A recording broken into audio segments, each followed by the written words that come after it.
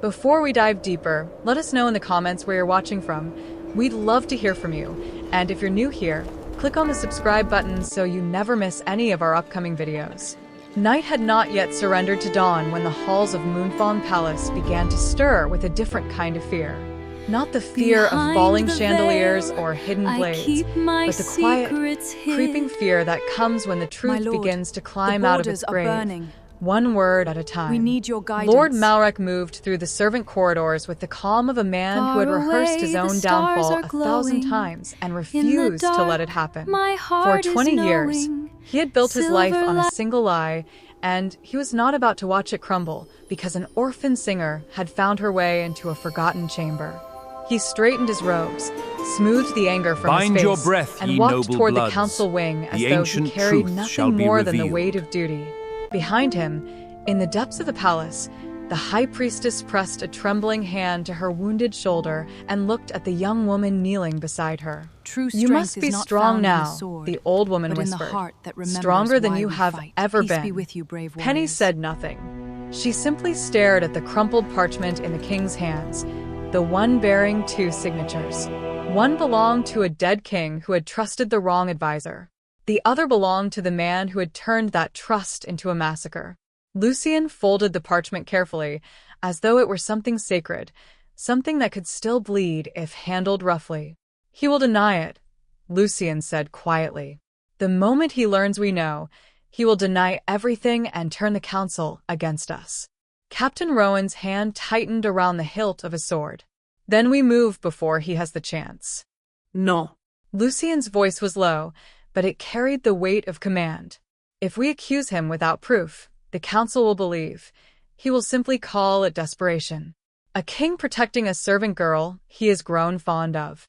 We need more than a forged signature. We need the truth to speak louder than his lies. Penny finally lifted her eyes. Then let it speak through me. Every gaze in the chamber turned toward her. For 20 years, she said, he made sure the world believed I didn't exist. If I stand before the council and tell them who I am, he cannot silence a memory that never had a voice before tonight. The high priestess reached for her hand. Child, if you reveal yourself before we have proof strong enough to survive his accusations, you will be walking into the same fire that killed your mother. Maybe, Penny said, and her voice did not shake. But hiding didn't save her. And I'm done hiding. Lucien studied her for a long moment, something unreadable moving behind his eyes. He had ruled a kingdom through war, through grief, through betrayal, and yet nothing had ever unsettled him quite like watching a woman who had spent her whole life being invisible choose, in this moment, to be seen. Then we do it together, he said. Not as king and servant, as allies who refuse to let a lie outlive its architect. Outside, the first gray light of morning had begun to creep over the mountains, and somewhere in the palace, a council was gathering that would decide far more than anyone in that room yet understood. The council chamber of Moonfong Palace had stood for 3 centuries, its stone walls carved with the histories of 100 Alpha bloodlines. Beneath its high vaulted ceiling, 12 seats formed a circle around a table of black granite, each seat reserved for the eldest and most trusted voices in the kingdom. This morning, all 12 were filled, and the air inside felt colder than the frost gathering on the windows. Lord Malrek entered first, his robes immaculate, his expression carved from practiced grief. My lords, he began, before anyone else could speak, I come to you with a heavy heart. Last night, our king placed the safety of this entire kingdom at risk for the sake of a servant girl of unknown origin. A girl who appeared in this palace only months ago, whose arrival coincided suspiciously with a night of chaos, sabotage, and now, I fear, treasonous claims against the honor of the late King Eldrick. Murmurs rippled through the chamber. Malrek continued, his voice rising with practiced sorrow. I loved King Eldrick as a brother. I served him faithfully for 30 years. And now I am told that his own son intends to resurrect old wounds, accusing his father's memory of crimes invented by a grieving old priestess and an orphan with a convenient pendant. The council members exchanged uneasy glances. Doubt, once planted, grows quickly in fertile soil, and Malrek had spent 20 years cultivating exactly this kind of soil. Then the doors opened again. Alpha King Lucien entered, and beside him walked Penny, no longer wrapped in servant's gray, but dressed simply in deep blue, the moonstone pendant resting openly against her collar for the first time in her life. She did not lower her eyes. She did not hide her scar. She walked as though she had finally remembered how. The council fell silent. "My lords," Lucien said, his voice steady, "Lord Malrek speaks of treason. Let us instead speak of truth." He placed the burned document upon the granite table. "This bears my father's seal, granting investigation into House Silvermere 20 years ago.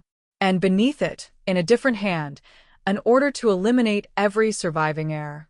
That second order carries no royal seal. It carries only the personal crest of Lord Malrek." Gasps spread through the chamber like wildfire through dry grass. Malrek's composure cracked for only a heartbeat before he recovered. "Forgeries can be crafted by anyone desperate enough, my king.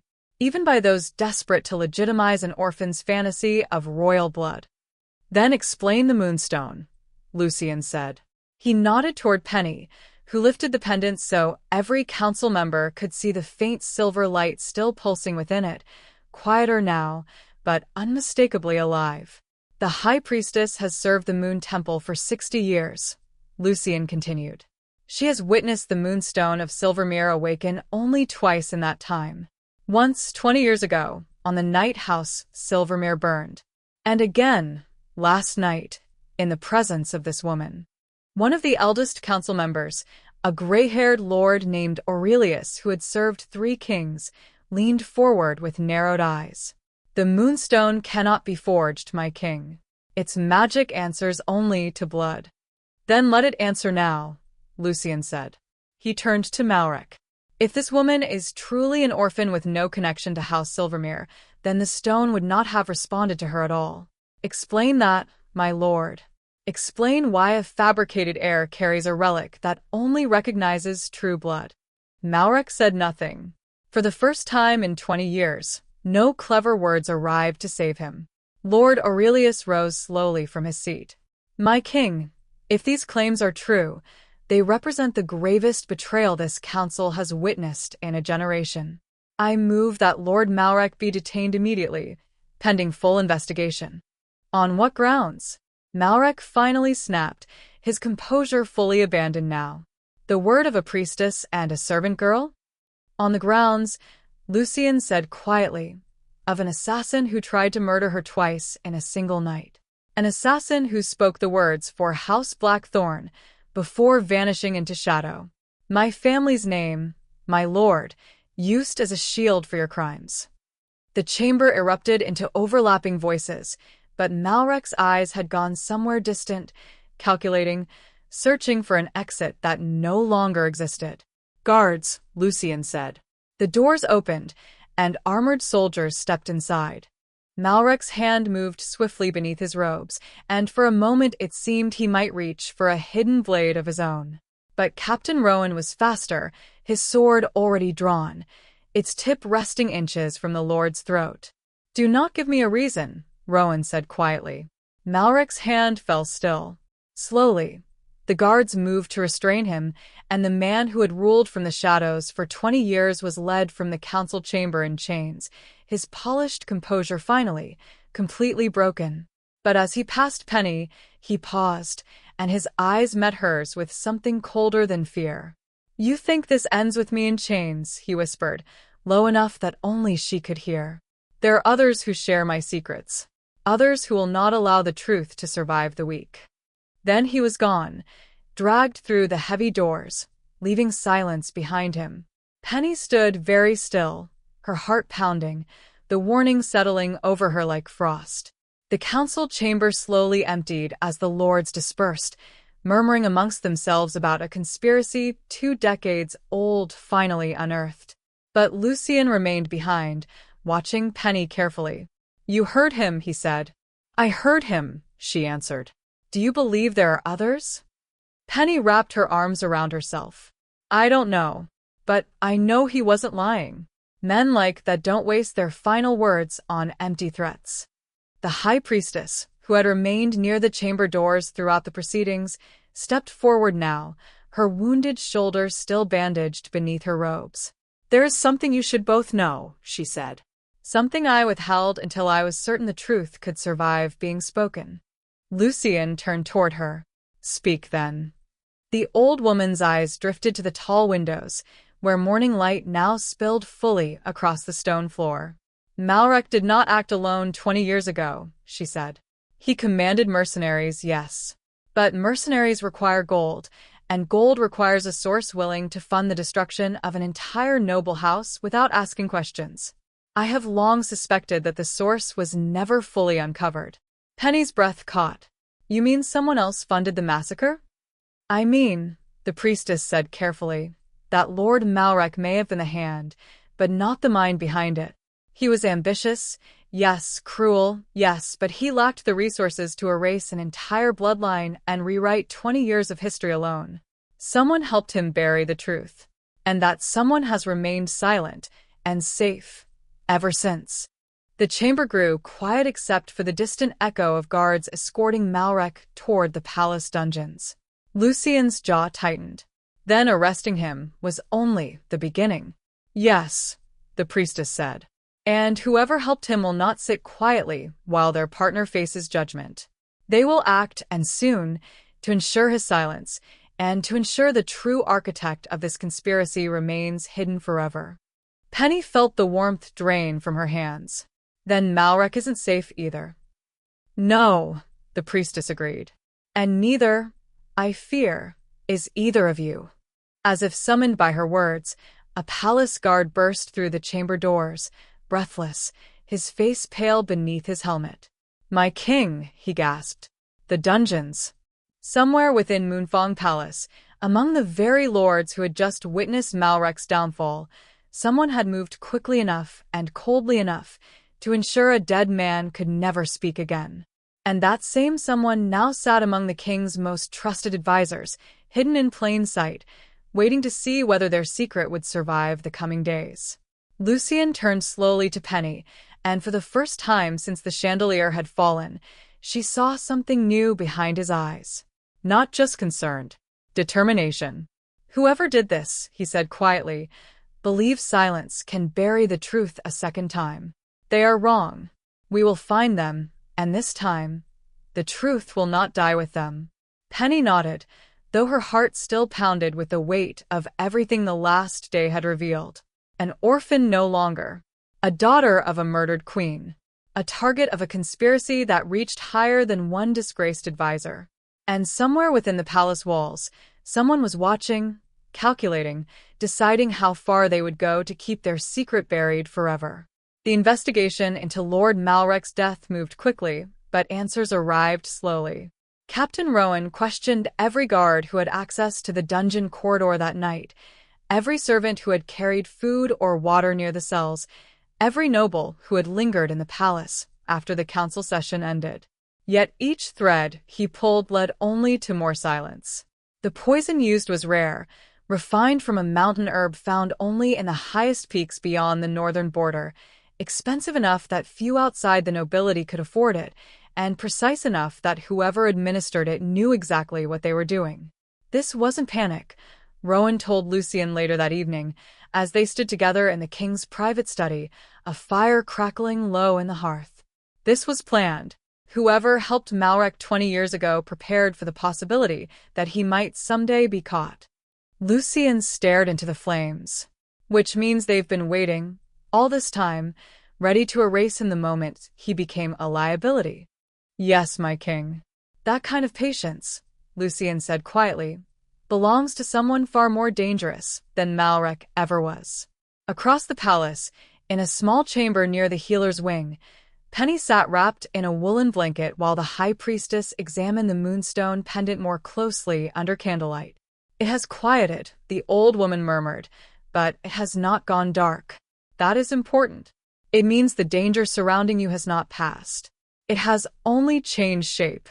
Penny watched the flickering candle in silence for a long moment. "Do you think Malrek's partner will come for me next?" The priestess considered the question carefully before answering. I think whoever helped him bury the truth 20 years ago has spent 2 decades believing that truth would never surface. Now it has. And people who have hidden for that long rarely surrender quietly. Then I need to know who they are, Penny said, before they decide I'm the next problem to erase. There may be a way, the priestess said slowly. Your mother did not entrust everything to a single scroll. The Moon Temple keeps records far older, records of every noble house, every alliance, every debt owed and paid, dating back centuries. If gold changed hands to fund the massacre, there may be a trace of it hidden somewhere within those archives. Then that's where we start, Penny said, rising despite the exhaustion weighing on her limbs. The priestess placed a gentle hand on her shoulder. Rest first, child. The archives have waited 20 years. They can wait one more night. You cannot uncover the truth if you collapse before you reach it. Reluctantly, Penny allowed herself to be guided back toward her bed, though sleep, when it finally came, brought with it fragments of memory she had never possessed before that night. A woman's voice singing beneath smoke-filled skies. A promise whispered in desperation. A pendant pressed into small, trembling hands. For the first time in 20 years, Penny dreamed not of fear, but of her mother's face. The following morning, Lucien found her standing at the edge of the palace gardens, watching frost melt slowly from the frozen rose bushes as pale sunlight broke through the clouds. You should be resting, he said, approaching quietly. I've rested enough lies, Penny replied without turning. I'd rather chase truth now, even if it's exhausting. Lucien studied her profile, the scar along her cheek catching the morning light, no longer something she seemed to hide from. The council has agreed to open the Moon Temple archives, he said. Under my authority and under guard. If there's evidence of who funded the massacre, we'll find it. Penny finally turned to face him. And if the person responsible is someone close to the throne? Someone the council trusts. Lucien's expression hardened, but his voice remained steady.